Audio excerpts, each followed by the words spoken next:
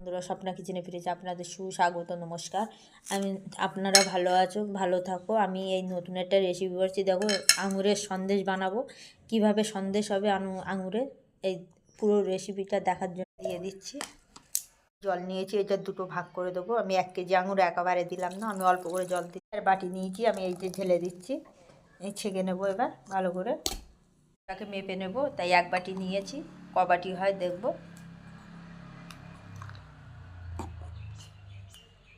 আমার 2 বাটি হয়েছে এই বাটির, আর একটুখানি বেশি হয়েছে। তা ঠিকঠাক দিলে ঠিক হবে। এই দেখো, এই বাটির 1 বাটি দিয়েছি অ্যারারুট, আর এই বাটির হয়েছে 2 বাটি আমার এই আঙুরের রস। 2 বাটি আর 2 চামচ গুলে নিচ্ছি।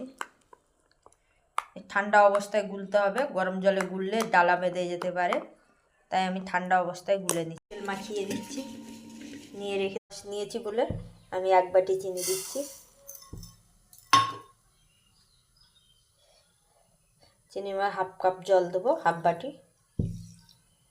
বাটি জল দিয়েছি।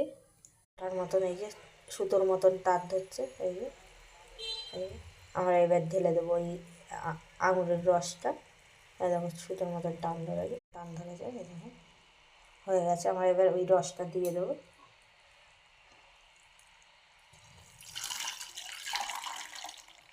এই দিয়ে দিচ্ছি, আস্তে আস্তে নাড়তে হবে। অনাচ্ছি আর কিচমিচ, এই কাজু দিয়ে আমরা ওই বাদামটা দিয়ে দিলাম, দিয়ে নেড়ে নিলাম। আবার একটু ঘি দিয়ে দেবো এবার এতে। ঘি দিয়ে দিচ্ছি, গা দিয়ে নামছে না, তা আমি আর একটু ঘি দেবো। গড়ার গা দিয়ে ছেড়ে গেছে, আমি একটুখানি ঘি দিয়ে দিলাম। দেখো আমার কড়ার গা দিয়ে লাগছে না, কী সুন্দর হয়ে গেছে। দেখো কী সুন্দর হয়েছে, আমাদের কড়ার গা দিয়ে লাগছে না, ছেড়ে গেছে, আমাদের হয়ে গেছে। আমরা এবার নামিয়ে দেবো। এতে সাদা তেল আর আমুল আর কাজু মিলিয়ে দিয়েছি, আর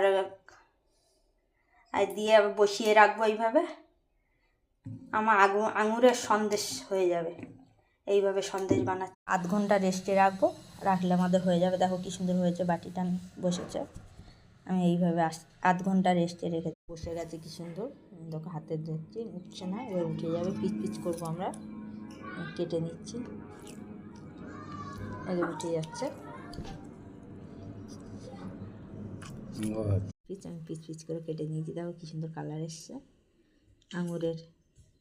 আঙুরের সন্দেশ। দেখো আঙুরের একদম কত সুন্দর হয়েছে, সবগুলো উঠে যাচ্ছে। কি সুন্দর হয়েছে, সুন্দর হয়ে গেছে। দেখো কি সুন্দর হয়েছে, হাতেও লাগছে না, কিচ্ছু লাগছে না।